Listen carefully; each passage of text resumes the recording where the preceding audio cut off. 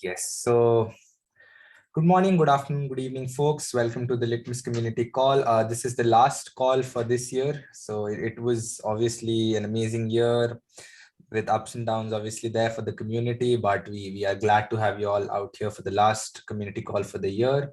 And a lot of things on agenda today. I'll just share my screen with the agenda for today. So if you can see my screen, obviously we introduced the new members on call. I see, Shankara is and Raj are new members joining in the community call itself. So they can introduce themselves as they go along their user stories and updates and how they have been using Litmus. And then post that Raj, who will be talking about the Litmus event tracker updates. And then Udit will go through the release notes. We just had the latest release, and he'll be also talking about what's new with Litmus. And lastly, we'll just go through an year recap and the look ahead for what is next for Litmus, or what's next in the coming year 2022. So without any further ado, I would allow Shankara to perhaps unmute himself and talk about introduce himself and talk about his journey, and then we can go ahead. Thanks, Pradeep. Hope I'm audible. Yes, you are. Okay. Hello, everyone. Good evening, good morning, and wherever you are joining from. Myself, I'm Shankar. I'm part of this Litmus. I'm new to this Litmus world. I'm from Visa Inc. in Bangalore. Previously, I was in Singapore, and due to family priorities and other stuffs, I relocated to Singapore. As part of relocated to the Bangalore. As part of that, I have taken up a new role in leading the APAC team for cloud native platform engineering. When I was going through this cloud native websites and all those things, I started seeing few meetups on Kios engineering. That's how I came to know about Litmus and Kios native meetups and all.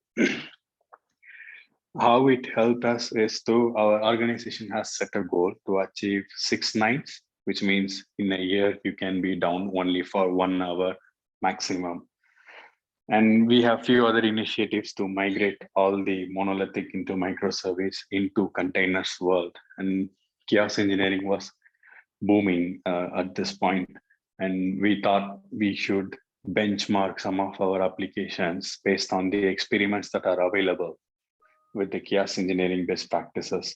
We were doing exploring of a few other tools, and then I somehow got involved in this Litmus meetups and all.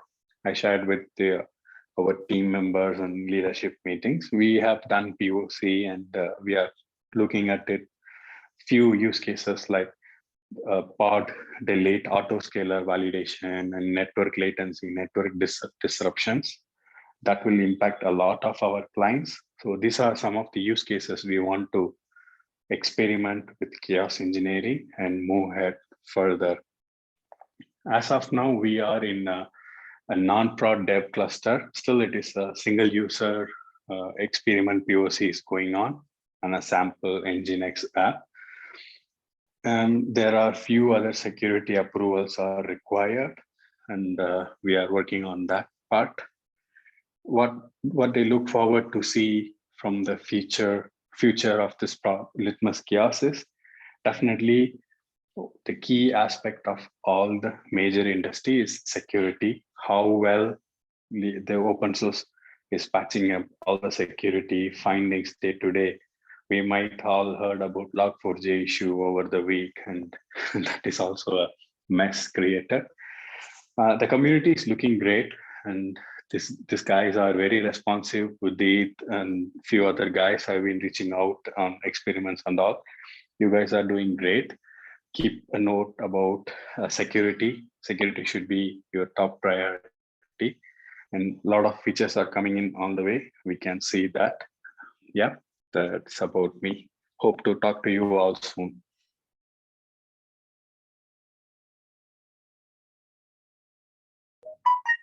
Thanks a lot, Shankar. I think that was a great intro and update on how have you been working, and we look forward to seeing you in the community and more updates from you and working alongside you in this journey of Kios engineering. So next up, we have Raj Vadheraju from Fidelity Investments. Perhaps if he wants, he can share his screen or just get started with the journey and intro, of course. Yep. Can you guys hear me, Prithvi? Yes, Raj, we can hear you. Okay. Yeah, Shankara, that was a great story. Thanks for sharing. And so my name is Raj Vadheraju. I am working as a enterprise architect with Fidelity Investments. I'm currently based out of US, Milwaukee, Wisconsin. We have multiple development locations across US, and as some of you may know, FS is a global company having presence pretty much in every continent, right? Major development centers in US, Australia, some footprint in South America as well, and large footprint in India, Bangalore, and other parts of India like Chandigarh, and a little bit in Pune as well. So I am working as part of a central CIO organization as an enterprise architect, currently focusing on resiliency engineering. And we have been thinking about the resiliency aspect of the application for the last 1 to 2 years or so. And we have been looking for a good tool or tool set that would help us like A, automate, B, help us make their life easy in terms of simulating certain chaos or resiliency experiments, right? So if I kind of step back a little bit, right, why the resiliency is so important for us, right? For that matter, for any organization, as with the explosion of cloud and mobile computing, right? Maybe starting with the mobile computing, right? Now, many organizations need to deal with large amount of data set, right? Large traffic volumes, large amounts of data. That means what? You need to distribute your computing across multiple nodes. I'm using the nodes, in a generic way, but if it comes to cloud native platforms, that means you need to run on a multi-node cluster, and you may be running with multiple different parts for a given microservice, right? That means you are distributing your compute, right? And at the same time, as you all know, or many of you know, the organizations moving from monolith to microservice architecture, right? What does it mean? I mean, for various reasons, but what does it mean? It means you're breaking down your monolith into multiple microservices. Earlier, it used to be if a component A needs to talk to component B, it was an API call running in the context of single process space, right? Now, those are broken down into multiple services, and it's a remote procedure call. It's over the network. A component A could be a microservice on its own, component B, a microservice on its own, right? And there is an explosion of microservices architecture and microservices also pretty much in every organization happening. So does in our organization too. So in keeping that in the context with the distributors, what does it? Bottom line is the distributed systems architecture is exploding in pretty much every organization. When it comes to distributed systems architecture, when you are distributing your computing across multiple nodes, you run into resiliency challenge from time to time, right? Earlier, a compute could happen on a single process space. Now it could be distributed. A process A wants to talk to process B, or a microservice A wants to talk to microservice B. There could be things that could go wrong, right? A network may be slowed down, network may be down for a brief period of time, or wide variety of issues that you could encounter. And it's very important for us, right, that we simulate those kind of resiliency scenarios upfront within our environments so that we catch these issues early, right? So that's where our resiliency engineering journey started, and we started looking for the tools, and we looked at a couple of tools. One Litmus, another is Gremlin. Comparing both, and we're amazed that how Litmus is matured and has capabilities more or less equal or sometimes greater, better capabilities than Gremlin. Gremlin is a paid commercial solution. And other thing that we found was, as Shankara earlier mentioned, Litmus community is very active and responding, especially Udit, Raj Das, I think, and mainly Karthik is on the key developer. They're responding timely to our questions. We found, okay, this is a tool, and we did try setting up the tool and all. We liked it. So that's where we ended up choosing Litmus to for our resiliency engineering purpose. We're calling resiliency engineering, I mean, even though industry calling chaos engineering, because the term chaos is creating some ripples within the organization, right? Not everyone's not fully comfortable calling chaos engineering, right? So we call that is resilience engineering within our organization. But end of the day, the objective is same, right? The chaos engineering, what you're trying to do is trying to recreate some resiliency scenarios so that you catch the issues earlier than production, right? That's a goal. So, I mean, there are multiple use cases. We started our journey just now. In the last 3 to 4 months, we onboarded Litmus onto our 5 key strategic platforms. And in 2022, we're planning to onboard this onto 20 plus art platforms and make this as a more of an enterprise-wide solution, and set some best practices and the usage patterns and automation around Litmus. So what I look forward to, I mean, I look forward to a lot of things from Litmus community. One thing, again, I'll repeat that the community is great. I see it's very responsive. I like it. And I totally agree with Shankara. The security aspect of it needs to be really taken care of it. I had a Slack conversation with, I think, sorry. Sorry about that sneeze. I had a Slack conversation with Udit, not Udit, I think it was Karthik and others about security aspect of it, like, image scanning and things like that.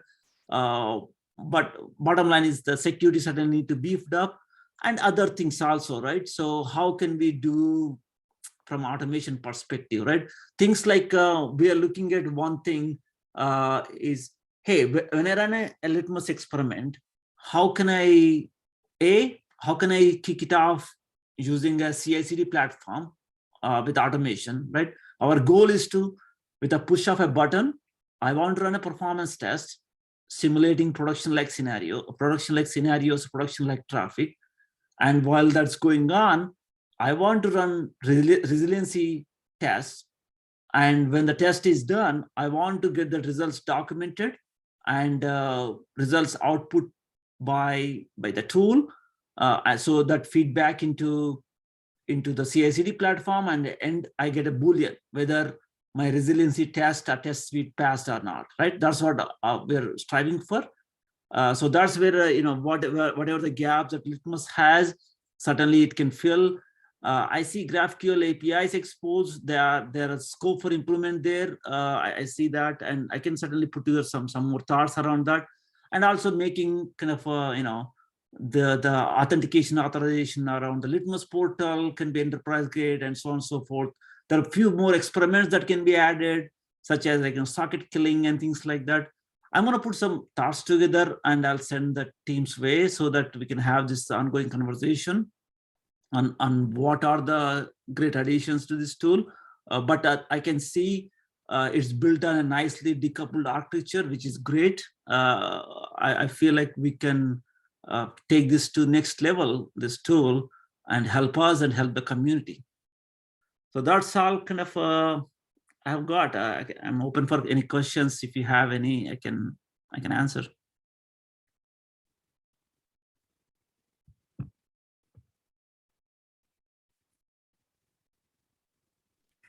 Awesome. Hey, That's- Raj. Yeah, Karthik, go ahead. Sorry. Cool. Thanks, Prithvi. Thanks, Raj. Thanks, Shankara. I think this was amazing feedback.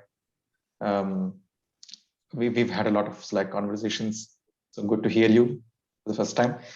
I think all right points. Thank you for bringing them up.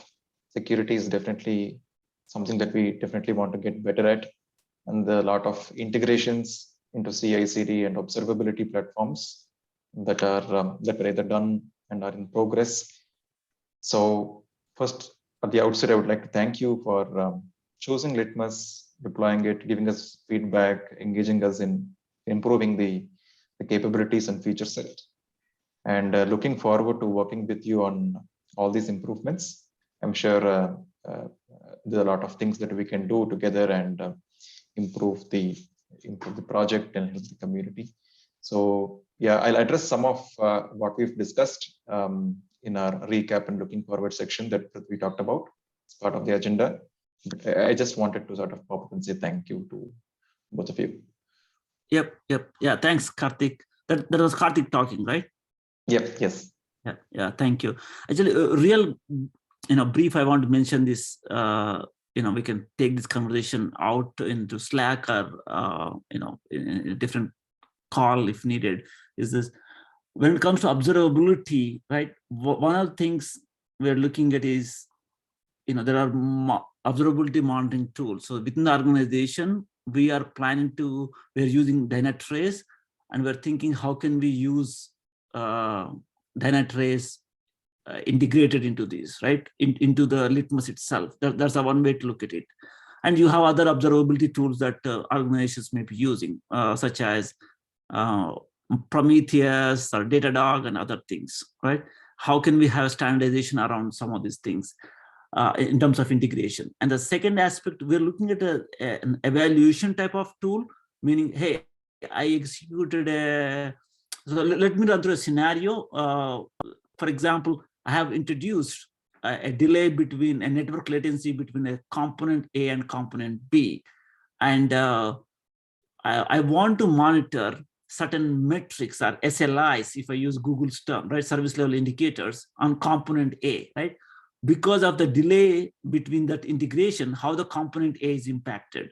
How are my thread pool looking like? Thread pool utilization looking like? How is my connection pool utilization looking like, right? Is my errors, if I'm trying to simulate a timeout scenarios, is the exceptions errors are thrown and they are captured by application, or application is not designed and not coded correctly to handle the exceptions, right? So those kind of things we want to evaluate. We are looking at another tool called Captain from Dynatrace to do that, but I would say that could be a great addition, next step for Litmus, right? To think about, hey, you help create the experiment as a tool, but you also help evaluate the experiments to determine whether that experiment was pass or fail. Yep. Makes a lot of sense. There's something in that direction that we've built using probes, but there are a lot more changes and enhancements we can do to make probes more universal in nature. And we also have some kind of integration with Captain, something that's quite basic today, but there is a chaos stage that you can call within a Captain Shipyard configuration and do your quality gating based on a resilience test performed using Litmus. That's in the early stages, but that's something we are definitely looking at. And the point you made about observability, integrating natively into Dynatrace, Datadog, and other such tools, that's something on our mind as well. There might be something coming up shortly on that. I'd probably wait until we have something more solid to talk about it, but that's definitely on the team's mind. And that's been a use case as well. Some of these platforms already consume Prometheus metrics that Litmus exposes. But there's something more we can do other than just get these platforms to consume Prometheus metrics. Maybe we can push events directly into them. That's something that we're working towards as well. So yeah, great points, Raj. I completely agree. That's great.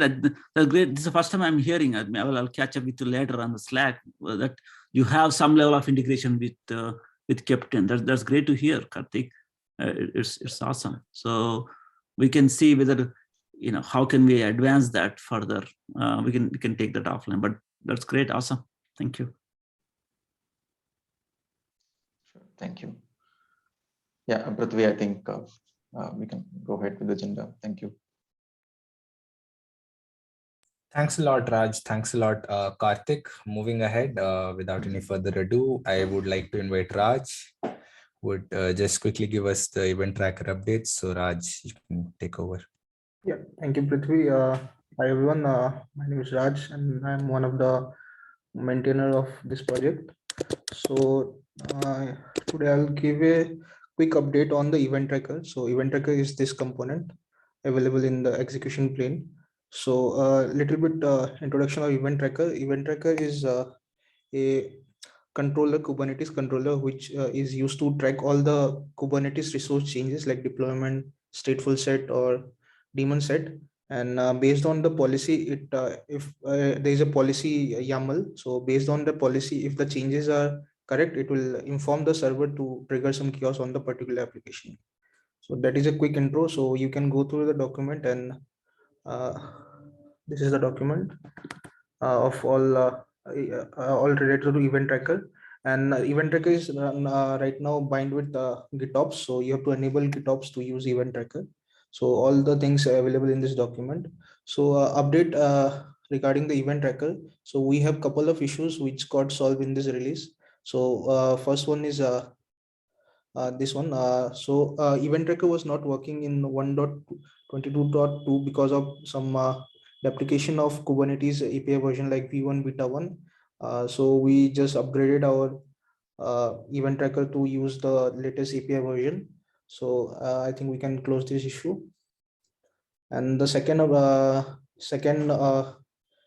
update is so event tracker used to look for the last applied annotation, which is available in every Kubernetes resource, but right now it will not look for the last applied annotation. So the problem was some Kubernetes cluster doesn't provide this last applied annotation in all the resources. So sometimes the event tracker was like not working in those clusters. So right now we totally remove the last applied annotation, and it is not dependent on that. And the third update is we recently introduced one operator called change operator. So I'll be showing a demo on the change operator, how it will track the changes in based on the policy, how it will trigger the chaos. So basically to start with event tracker, we have to set up the GitOps. So to set up GitOps, you have to go to this settings panel, and in here GitOps tab, you can set up a Git repo. So this is my Git repo, and all the installation and all the configuration are available in the document. You can go through it. So once you set up, you'll see some artifact, default artifact like .info file is one of the default file, and other files are like the workflow files, which I recently scheduled one kiosk. So that file is regarding that workflow. So what I'll do, I'll show you the components in my cluster.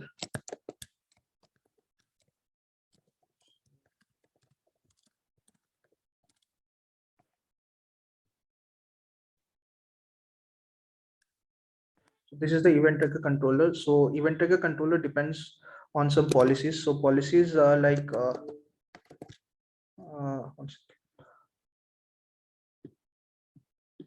yeah. So this is a sample CR. So this policy says if any change on my replica of an application, that is if it is equal to 1, or it is an end condition. So if the image is nginx colon 1.18, then if any change to the resource, you can inform to the server, and server can induce chaos. So this is one of the sample policy. And so recently we added one more operator called change operator. So basically change operator is looking for the label for the key. So any change to this metadata dot labels dot app, if I change the key value pair of app to app equals to nginx to app equals to my application, then it will find that change and it will inform the server regarding that change. So I have all the files available in this cluster. So this is my one sample policy. So I am going to apply this policy. So basically this policy says like if my replica is greater than 1 and there's any change in the nginx application. So there is one nginx application. So this is the application. So basically it has currently 2 replica. So any change happening to the image of this nginx, it will trigger a kiosk. So how it will trigger a kiosk? There are some annotations. So you have to annotate your application. So this is the first annotation which event tracker will look for. So we are annotating this deployment nginx with gitops equals to true. So I think I already did it, so I will just overwrite it. The second annotation is this one. So we have to add the workflow which needs to be run on any change of this application and if policy met. So we'll find the workflow ID from here. This is my GitOps repository. So there is a workflow ID, right? So I'll just it is the same.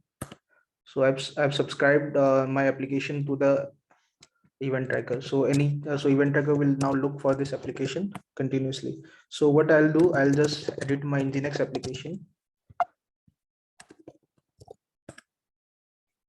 And I'll do some changes. So my policy says if it is greater than 1, it is a greater than operator, and if any change to the image, then it will trigger. So what I'll do, my replica is 2 right now. I'll keep it 3 or 2 because it is already greater than 1, and I will change the image of nginx only. I mean, it will take up the latest image if I don't put, so I'll just put it as nginx. So right now you can see my dashboard.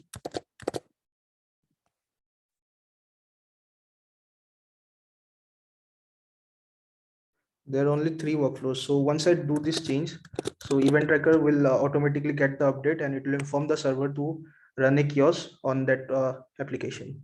So I'm just going to save it. So I save it and event tracker got the notification. I'll show the logs of event tracker after that. So the changes are correct and it will just schedule a kiosk on this application. So you can see namespace that is running some kiosk 20 seconds ago.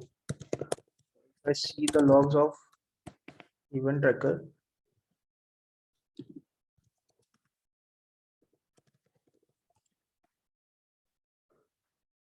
So GitOps, yeah.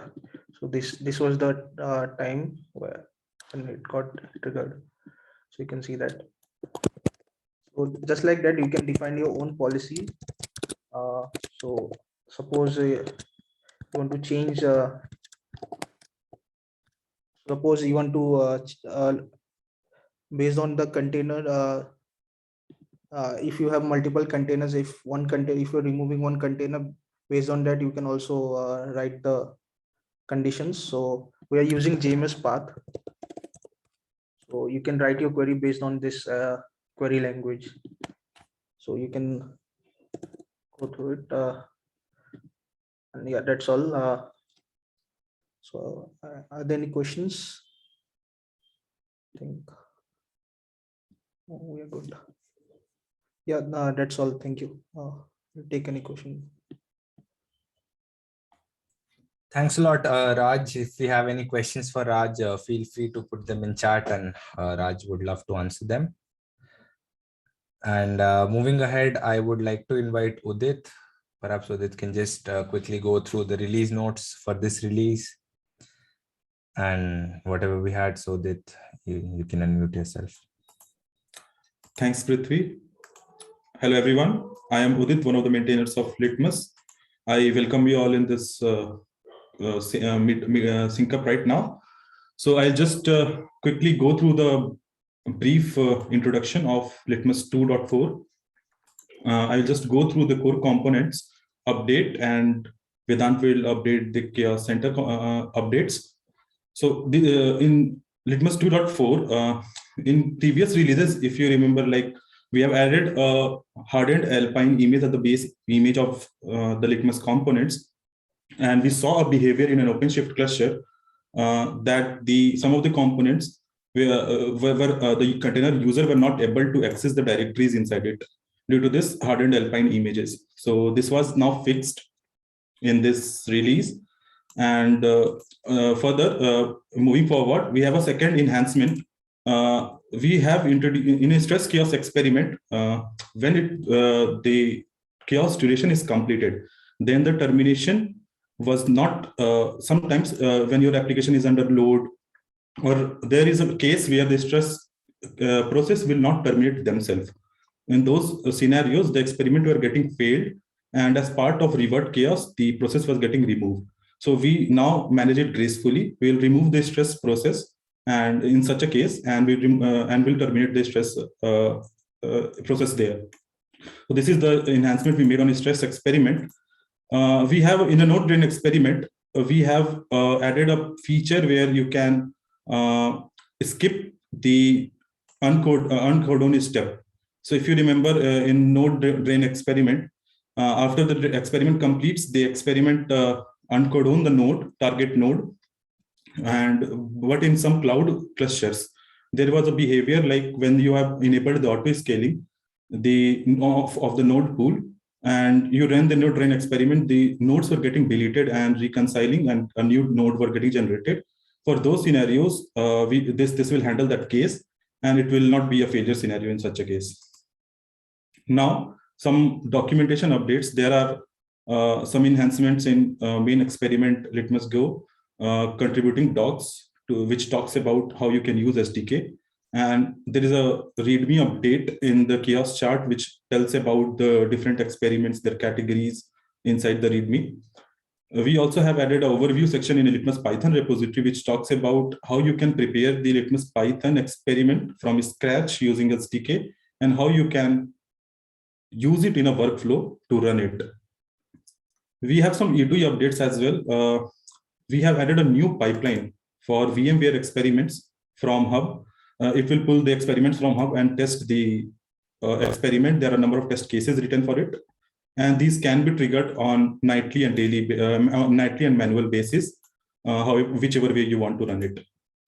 There is other enhancements made on E2E dashboard. As you remember from a couple of releases, we were working on this, and it has come to its first stable release now, first stable version now. So like we have added the logs feature, which were not there earlier. You can probably you can check the logs of the test cases that are running inside the dashboard. So like you can go inside, these are the test cases. You can go inside like AWS test, you can go inside it, and you can also get the details of the test, what is happening inside it, and if for both the cases, whether it's passed or failed. Like for this test case, I want to see what were the logs. You can simply get inside it and get to know all those things. And there is one enhancement on CI integrations, as like GitHub Chaos Actions. We added a support for AWS cluster. We find that there was this GitHub Chaos Action wasn't able to run on an external AWS EKS cluster, and we have now added a support for it. This is one of the integrations which are Litmus integration with GitHub CI. I think Raj was discussing the CI integrations in the starting of this meeting. So this is the manifest, sample manifest, that the sample workflow manifest that we can use. That's all for backend, or you can say the core component updates. I will hand it over to Vedant for Chaos Center updates. A quick question, if I may ask, Udit. So even these release notes, even when we're looking at 2.0 to 2.1, there's no clarity, at least we did not get, we were missing something. And how do you upgrade the litmus itself. So you have two at a high level, two components. So you have control plane, you have execution plane, right? I think we got idea of how do you upgrade the execution plane, the agent and all, but don't have clarity on how do you upgrade the control plane. So could you throw some light on that one? Do you have the documentation or something around that? Hey Raj, this is Raj again. So recently we have one component called upgrade agent. So that is used to upgrade the control plane. So I'll send you the document so how you can upgrade your control plane. So mainly you can look to that. So if you are using Helm, then you don't have to worry. So Helm have the post webhook. So once you upgrade, it will also upgrade your control plane also. Oh, okay. I don't think we used Helm, but we can install Helm and we can use Helm. Yeah, not a if you're not problem. using Helm, we can give some script, basically YAML file, which will upgrade your control plane. Okay, that's great. Thank you. Thanks, Raj. But it is I'm sure like it was not available around 2.0, so we recently made it available. Got it. Yeah. Thank you. That's great. Hey everyone, I'm just sharing my screen. So yeah, I hope it is visible. So this is Vedant. I'm also a contributor to Litmus Chaos. So I will be giving updates on like Chaos Center updates like for 2.4.0 release. So this time one of the major updates that we have done is the like upgrade for the CRDs. Because we have been getting queries from the community that on the Kubernetes 1.22 plus KTS, the CRD with API version v1 beta 1 is now deprecated, right? So that's why like our prior CRTs were using v1 beta 1, so that's why they were not working on the 1.22 clusters. So we upgrade the Argo Overflow CRDs as well as the Event Tracker API versions to use the v1 now. So now if you try to install them onto the like 1.22 or above, they will work now. And this is the update that I think Raj has already given. So like this time we have added a new event tracker policy operator, that is change. So that will look for any change in the Kubernetes resource you make. So what are changes there, it can track there, reconcile on that, and like move ahead according to that one. So apart from that, so as Udit has already given one update, like that is the permission issue, like that was coming in the experiment. So that was the same issue, like because also we are also using the same image as a base image for our control plane components. So that was the same issue with the I would say GQL server. So if you see like in GQL server also, like for the when you are connecting an agent or the self cluster, so we take the manifest from inside the container in the GraphQL server. So in OpenShift cluster, there are some issues with the permissions, so it wasn't able to read those manifests and like give those manifests for the external agents. So that is now fixed in this release. So this is one of the updates that we have done. Other than that, so this was also a big upgrade for this release. So we have introduced like gRPC server to have the intercommunication between the microservices. So now it will allow us to do the communications a bit faster and have the I would say isolation between the microservices. So now it will be like isolation based on their working.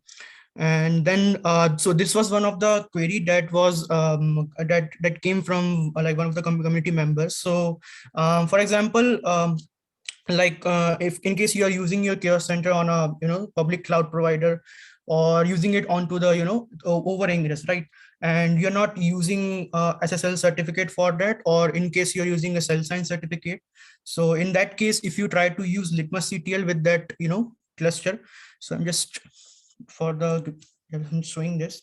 So like in case if you've used Litmus CTL, so like for example, for connecting, you use this command, right?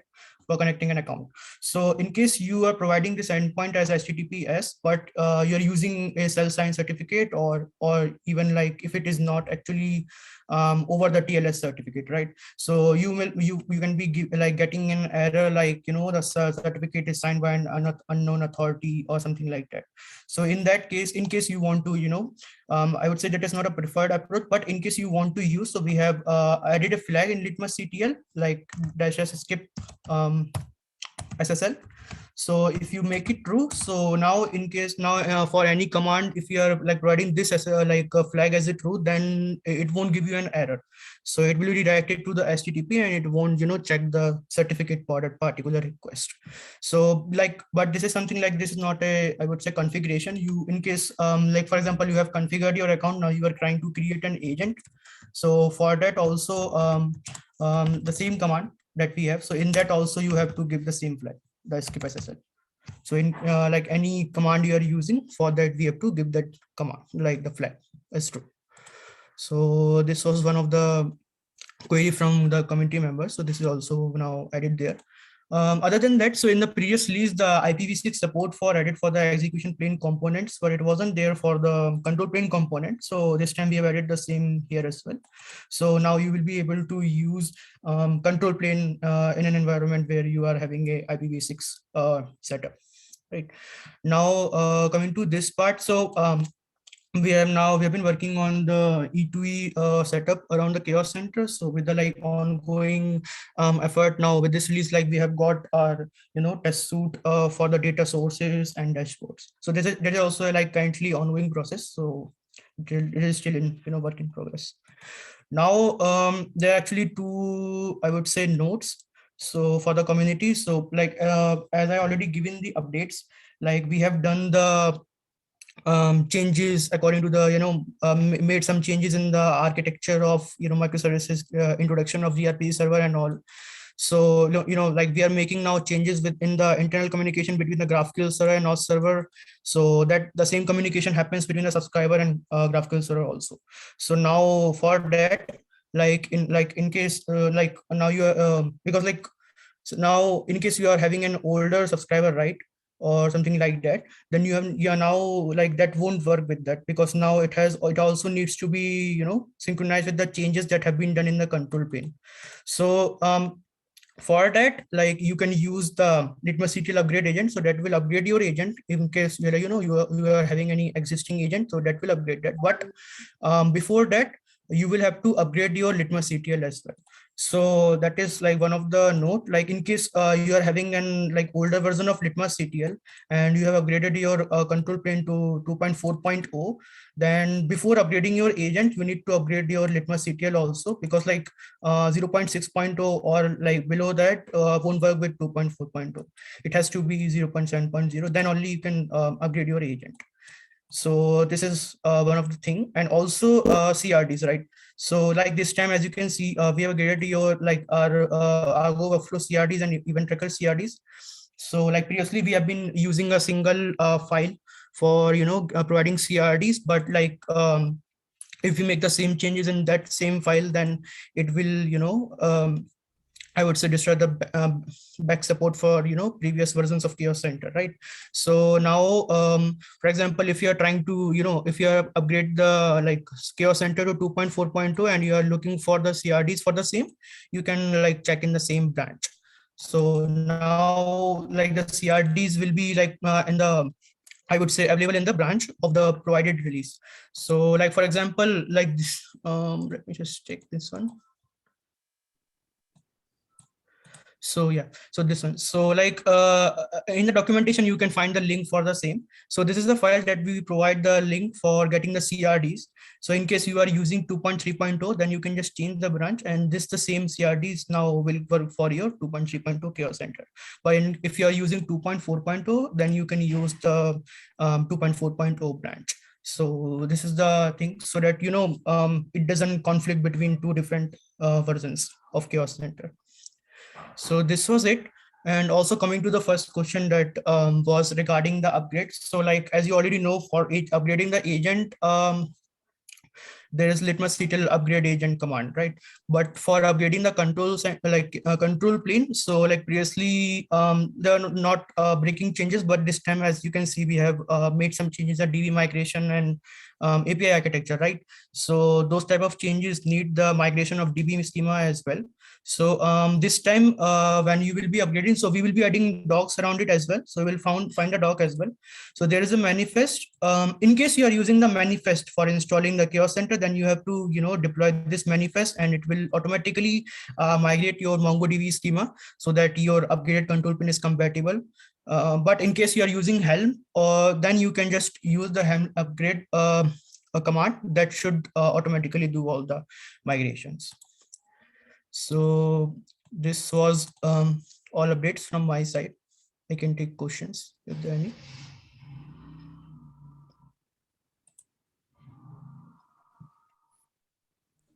Thanks a lot, Vedant. If we have any questions for Vedant or Udit, feel free to post them in chat and they can answer them there.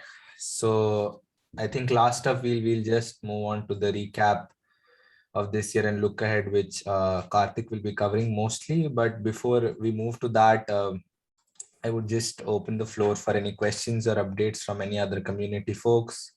We have Victor, Remy, Chandan joining in as well. So if there are any updates or anything you want to share about your progress, feel free to unmute yourselves and share that, and then we'll wind up with the recap.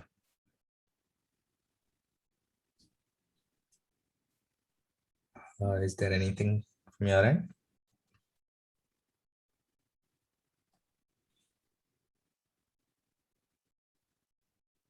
Cool. Maybe next time we can have it as they mentioned in chat. So before I hand it over to Karthik, I would just like to give a heads up, or just want to let everyone know that next month we'll be having Chaos Carnival 2022. It's again, as you know, a conference based on chaos engineering, and there are a lot of amazing talks and a lot of amazing content up out there for everyone. And with 2022 starting off, that will be a great start to the year for chaos engineering as a technology itself. There is a lot from the Litmus community that is out there, speakers, community members, workshops. So folks, feel free to register. Registration is for free, and let me know if you want to participate in any sort of capacity. Would love to help there, and would be looking forward to seeing you all there at Chaos Carnival 2022. So with now, I think Karthik, you can take over. It's been an amazing year, and Karthik, perhaps you can share the recap and what's there to look forward to in 2022. Sure. Let me share my screen. I hope my screen is visible. Yes, Karthik, it's visible. All right. Yeah, I think we had a great year for chaos engineering as a whole, like Prithvi was mentioning, and Litmus specifically. I've just noted down a few points which I felt were really the highlights. Of course, there's a lot of other things that has happened, a lot of contributions coming in, a lot of good user stories that we've heard through the year. But I've just picked out a few things and bucketed them into different sections. In terms of features, the framework capabilities, we started supporting native chaos libraries for network and stress chaos experiments. Some of the older users of Litmus might be aware that we were using other third-party libraries for these experiments, mainly from Pumbaa. But we've gone ahead and created our own chaos libraries, which have been in use over the last year or so. We've received good feedback about its capabilities. We also added some additional support for containerd and CRI-O runtimes for these experiments, something that was not available with Pumbaa. So that's something that the Litmus native chaos lib adds. And we've also added features to support increased blast radius control. Each of the pod and node level chaos experiments has been instrumented with an instance percentage variable where you can actually control the extent of the chaos that you're doing. And we also have ability to specifically give resource names, add annotations on top of parent workloads in order to filter them for doing chaos. So that's something that we have been working consciously on, and it is an ongoing effort. So you might expect some more capabilities in that area in the next year as well. A richer probe schema for steady state hypothesis. I think all of us appreciate the fact that a chaos experiment is valuable only when it is tied to observability.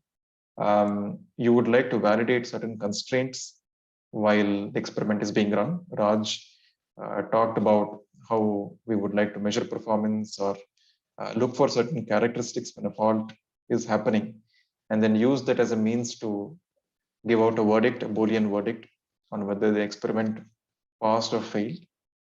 So we had the beginnings of Litmus probes in 2020, but we went ahead and made the schema for it richer. You have HTTP probe supporting a lot more parameters today, command probe supporting the source mode of operation where you can launch your own business logic, your own scripts running out of a separate pod. You have a lot of regex comparison capabilities that has been brought in. A lot of credit also goes out to contributors from Red Hat who added those capabilities. And we also added the Prometheus probe. Prometheus probe, in order to scrape Prometheus metrics, allows you to run complex PromQL queries during the experiment, and allows you to observe any deviation in application performance in order to influence your experiment verdict. So these things we've improved upon compared to last year. We've got a richer probe schema, and we are looking at increasing the probe types. And we're also trying to look at possible integrations with other platforms in the ecosystem, the CNCF ecosystem, to provide a better steady state validation capabilities. This is especially useful if you have scripted runs or automated runs. You're running chaos experiments from a pipeline. You're not peering into your APM or your monitoring systems to see what is happening. You would like for the system to capture the details and influence the result of the experiment. And we also moved to supporting a lot more non-Kubernetes chaos experiments. We had an initial set with AWS EC2 termination instances experiments being supported, but we've actually added a few more since then, and a few more are in progress as we speak. So early 2021, we should have more non-Kubernetes chaos experiments. We've gone on to support Google Cloud, Azure, and VMware with a basic set of experiments. Also, there are capabilities being created to target non-infrastructure entities on the cloud, maybe things like app services.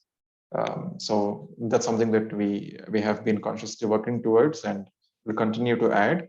That gives people one homogeneous approach to do chaos on all kinds of environments, a Kubernetes environment and non-Kubernetes environments, maybe just physical machines or VMware VMs, etc.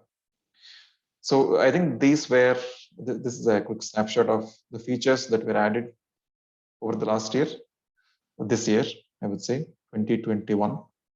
From a milestone point of view, August 2021 saw the release of Litmus 2.0. We were building up towards 2.0 from the previous year. The Litmus portal was beta for a long time, and then we started calling it Chaos Center.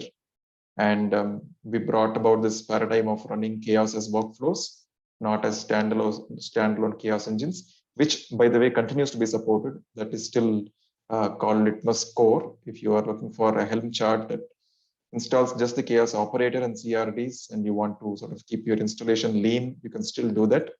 That is still supported, and 2.0 is built on top of that. But we've come to see a lot of validation from the community about running experiments as part of a workflow. Maybe just a single experiment tied together with some kind of a load generation script, or multiple experiments stitched together in some sequence. So this is proving to be useful in helping people create more realistic scenarios, so to say. So that's been a huge win. The platform, the Chaos Center is multi-tenant in the sense that you can connect different clusters or namespaces, essentially different targets to the same management plane, and it also allows you to create teams on Chaos Center and collaborate on a set of experiments. Probably you have mapped some suites to some environments, and you've also extended that mapping to people working on that environment. So that is something you will be able to do now.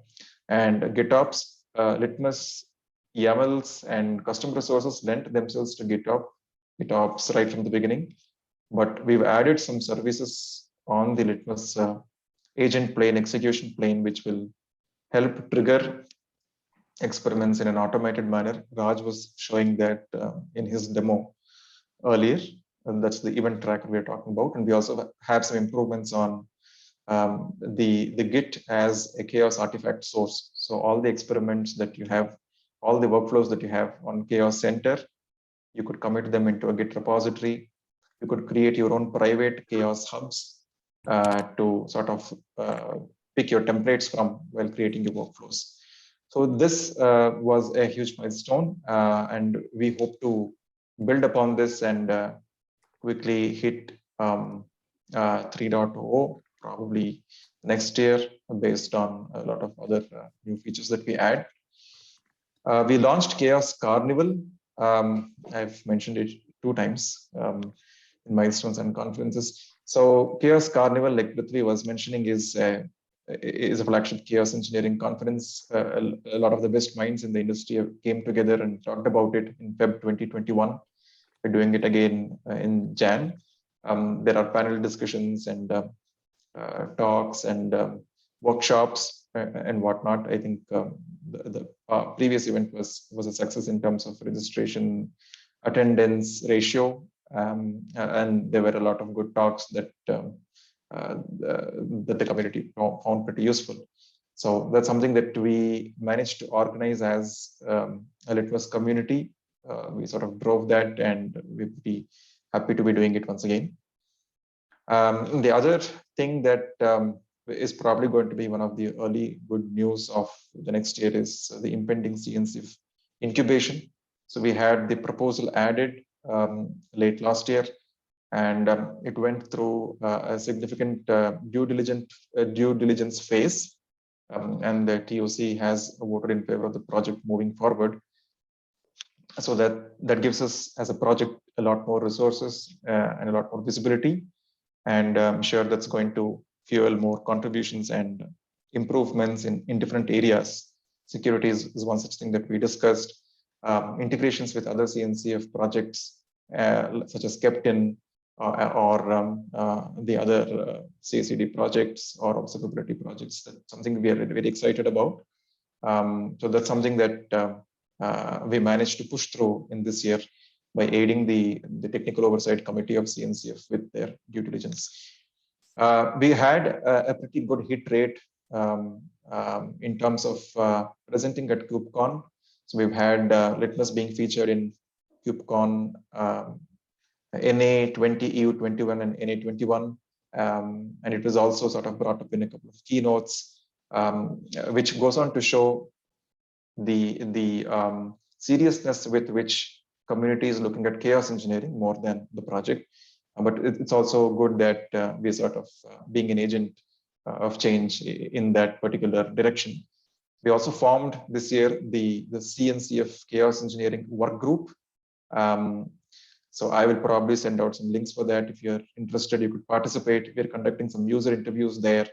We're trying to write up a white paper that captures the best practices around chaos engineering and resilience in general as part of the working group. So that's something that we managed to launch and get that initiative going. So that's a positive for this year. And from a community point of view, we got a significant number of adopters, new adopters, 18 new adopters this year, and increased contributions from a lot of folks. Some of them are on this call. I'd like to say huge thanks to Remy, Shubham, Odit, and Raj, the new maintainers that were onboarded, for all the great work that you've been doing in the community and all the code that you've been contributing, reviews that you've been doing, the support you've been doing on Slack, the advocacy you're doing in various events. Thank you so much. Looking forward to great stuff from you folks in the year ahead. We also have a new set of reviewers. A lot of the folks that presented and spoke in this meeting today are also part of that. So that's what we have. And I've got a short sneak peek into what's coming in 2021. Improved security practices, newer experiments, an enhanced CI lib. Right now, the CI lib supports 1.x. We're trying to add support for workflows. And open telemetry support and observability integrations is what we're looking at. So I hope the next year is going to be as eventful and as enriching as this one was. So I think thank you once again to the community for all the help and all the interest, all the adoption and feedback. We would love to work with you and expect and hope to see your support in the next year as well.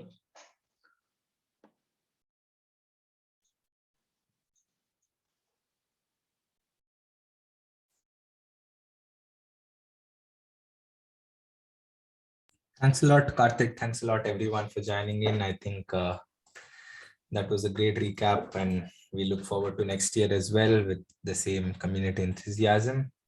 So with this, I think we are already over time. So we'll wind up the community call for today, and feel free to post your questions on Slack and let's be in touch there. Thanks everyone for joining in. Have a good day. Good night. Bye-bye. Thank you. Bye.